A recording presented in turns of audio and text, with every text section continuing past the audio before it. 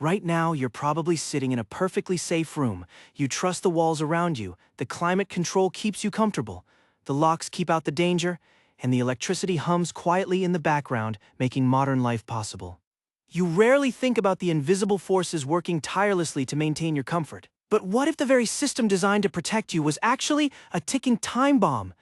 Imagine everything you know vanishing in the blink of an eye. You go to sleep in a thriving city and you wake up to an apocalyptic nightmare. The real answer is far stranger than you might imagine. You never expect a routine safety test to be the trigger for the worst man-made disaster in human history.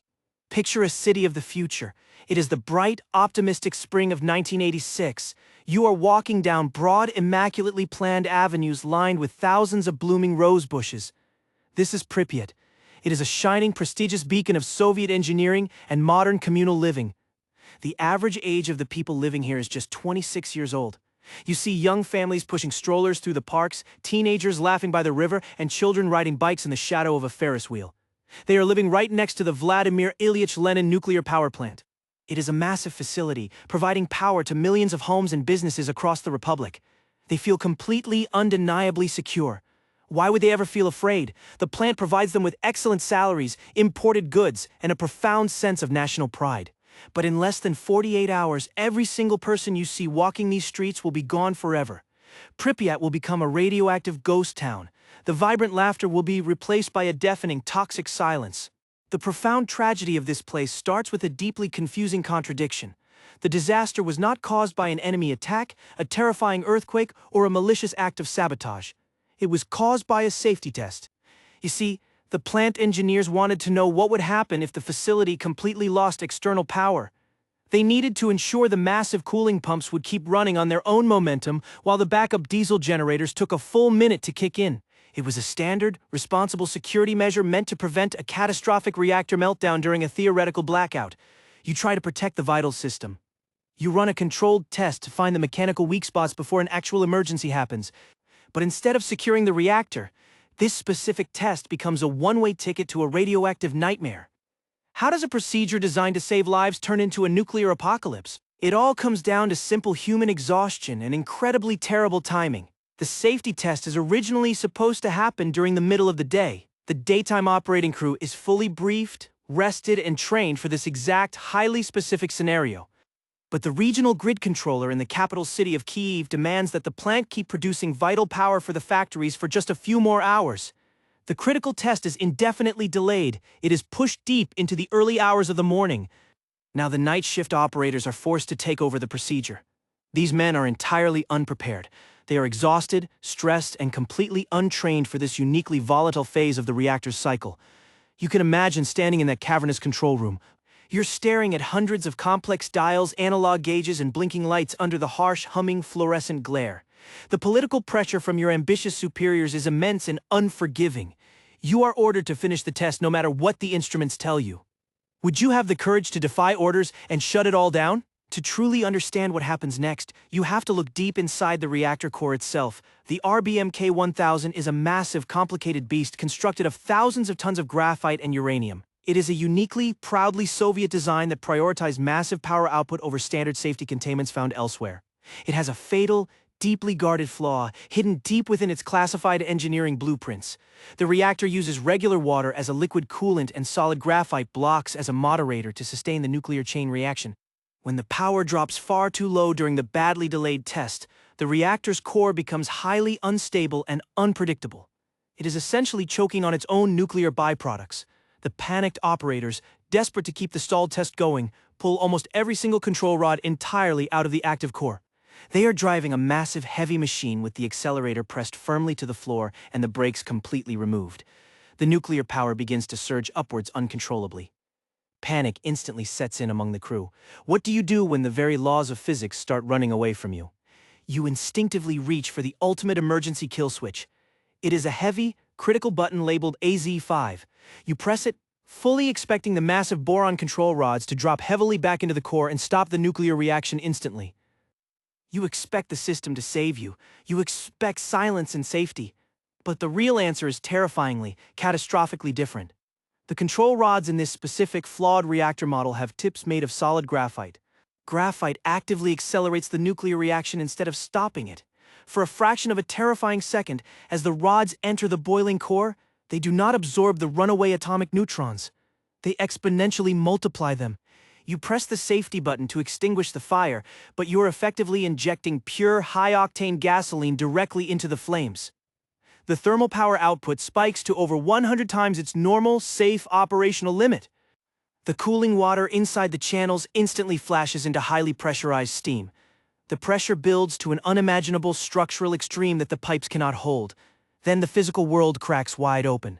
A massive, deafening steam explosion rips the 2,000-ton biological shield right off the top of reactor number 4 like a fragile bottle cap. The thick roof of the building is completely obliterated in a fraction of a second. A second, even more violent explosion follows just moments later, scattering burning, highly radioactive graphite debris across the entire facility. The massive nuclear core is now entirely exposed to the cool night air. A towering pillar of glowing ionized blue air shoots straight up into the dark sky. It is a beautiful, hypnotic, and profoundly deadly beam of pure energy. You are witnessing the absolute worst-case scenario in human history unfold in real time. The invisible, silent fire of heavy radiation is now pouring directly into the Earth's atmosphere without anything to stop it. The safety test is officially over. The brutal, desperate battle for human survival has just begun. How do you fight a massive enemy that you cannot see, smell, or touch? The immediate instinctive reaction in the devastated control room is absolute, unwavering denial. The surviving plant operators flatly refuse to believe that the central core is gone. They tell their furious superiors that the reactor is mostly intact and just needs more water pumped into it. You naturally want to believe the best-case scenario when faced with total ruin. Your brain actively protects you from a terrifying reality that is simply too horrific to logically comprehend. Local firefighters from Pripyat arrive on the scene within minutes of the blast. They have absolutely no protective gear against alpha, beta, or gamma radiation. They are casually stepping on loose blocks of highly radioactive graphite, thinking it is just regular construction rubble from a minor roof collapse. They begin to taste a strange metallic flavor in their dry mouths.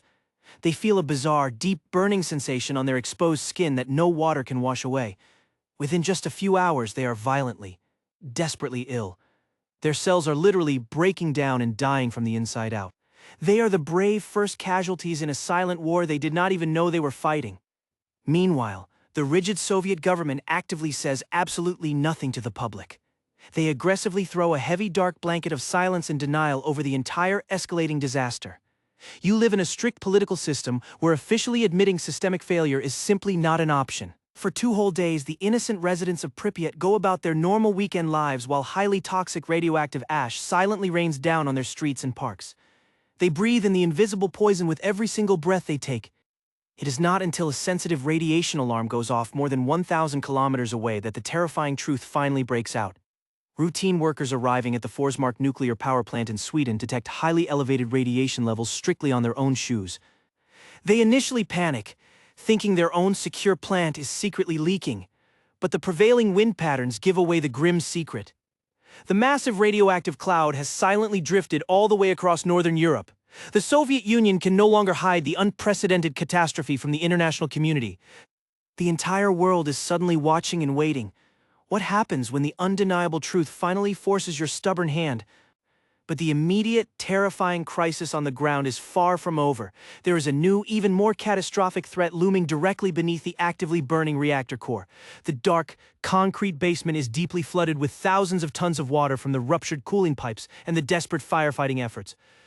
Directly above this deep water, a hellish, molten mass of liquid uranium, burning graphite, and melting concrete is slowly burning its way down through the thick floor.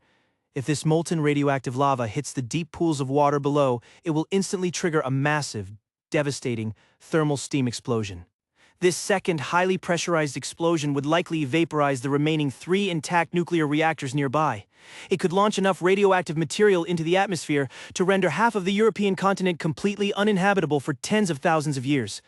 Someone has to manually go down into that dark, heavily irradiated water immediately. Someone has to manually open the rusted, submerged sluice gates to drain the critical pools. Could you willingly walk into the dark abyss knowing you might never come back out alive? 3 brave plant workers deliberately volunteer for this incredibly dangerous suicide mission.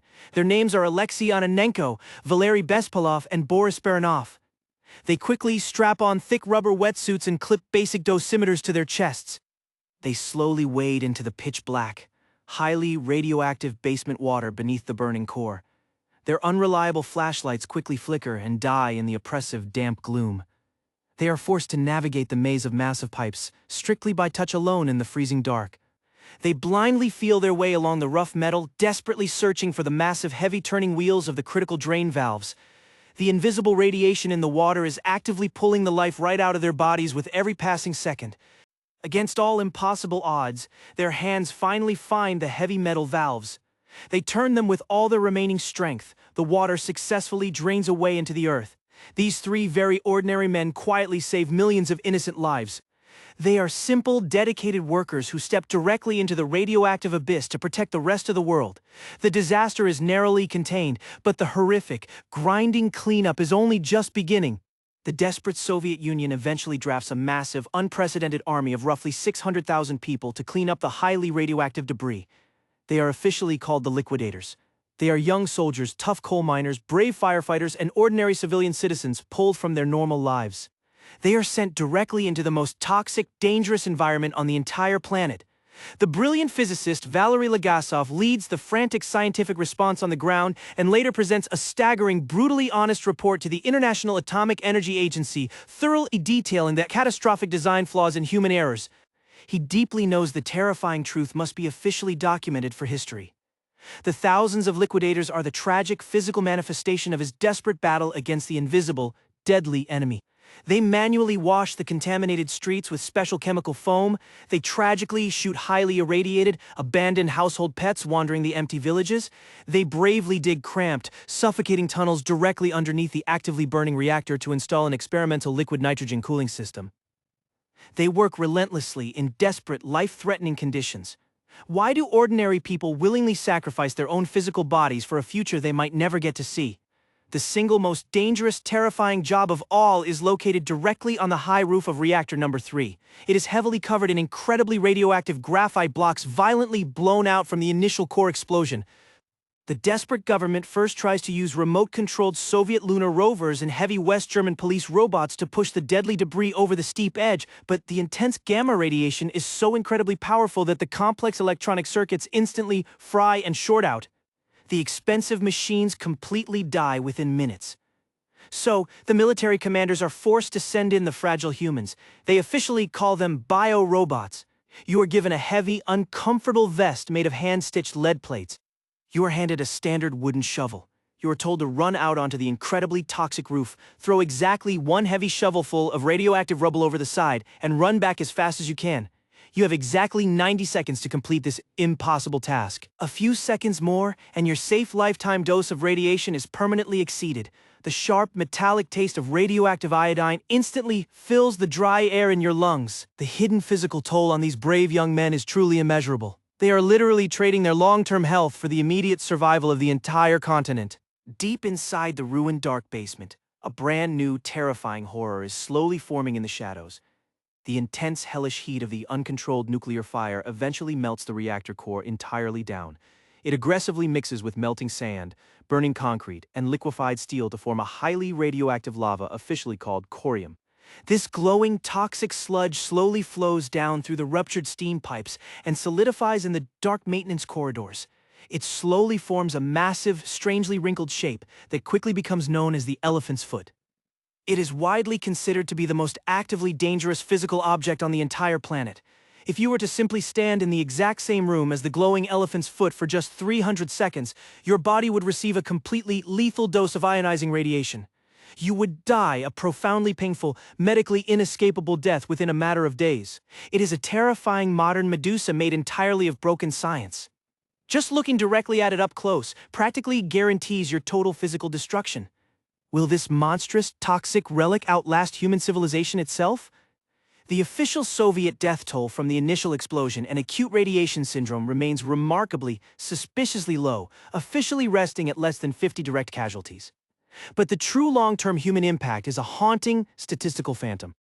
According to major comprehensive studies conducted by the United Nations Scientific Committee on the Effects of Atomic Radiation, commonly known as UNSCR, the massive radioactive fallout directly caused thousands of tragic cases of thyroid cancer, particularly among those who were young children drinking contaminated milk at the time.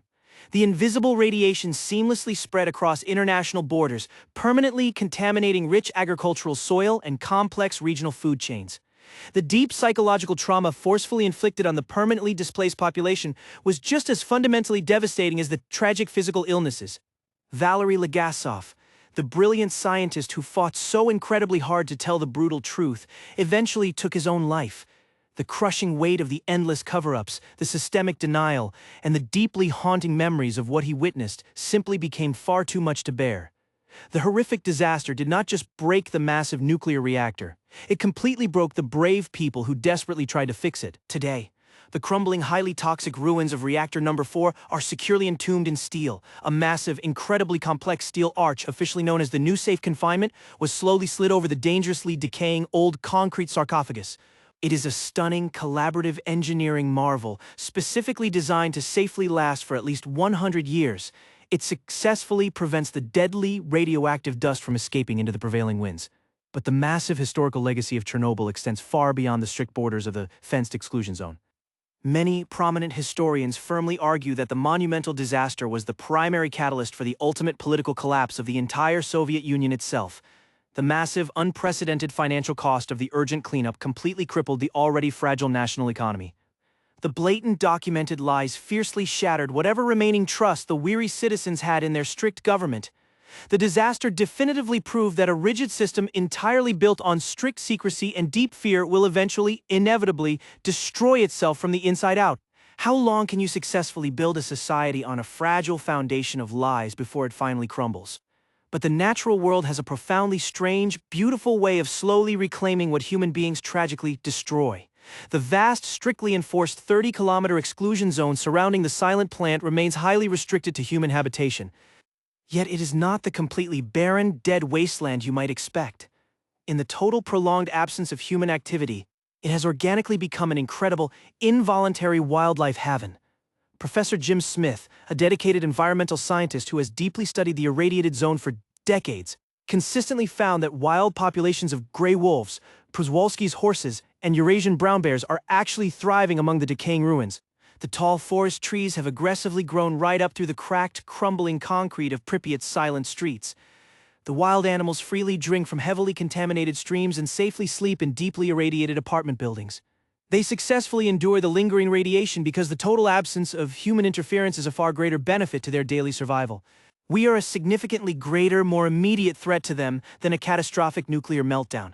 The story of Chernobyl is a massive, towering monument to staggering human arrogance and breathtaking human sacrifice. It shows us exactly brutally what happens when we blindly trust complex, dangerous systems and stubbornly ignore the scientific truth just to save political face. We proudly built a massive machine we did not truly fundamentally understand. We arrogantly pushed it far beyond its strict physical limits in the dark of night. We desperately pressed a safety button meant to firmly save us, and it doomed an entire vibrant city forever. But it also shows us the incredibly profound, undeniable resilience of the human spirit. Ordinary men willingly walked into poisoned, freezing water and proudly stood on irradiated rooftops to save innocent people they would never even meet. The enduring legacy of this place is a deeply complicated paradox. It is a dark story of catastrophic systemic failure and truly breathtaking individual heroism. So look deeply around you. Right now, you're probably sitting in a perfectly safe room,